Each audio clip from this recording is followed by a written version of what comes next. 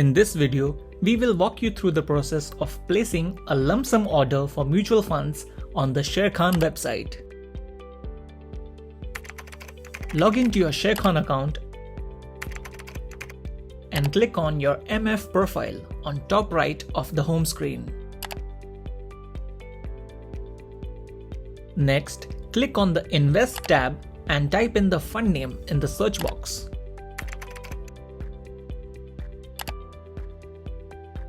And select the fund from search results you wish to purchase in lump sum. On the order screen, you would need to enter at least the minimum amount. Simply agree to the terms and conditions and click on Place Order. Select existing folio if investment is in an existing mutual fund company, or else select New Folio.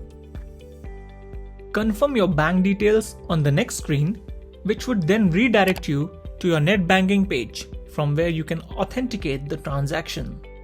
That's how easy it is to make your first lump sum investment in mutual funds with Sharekhan.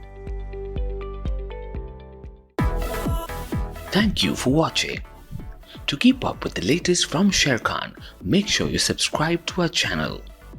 You can also download the Sharekhan app for all your trading and investment needs.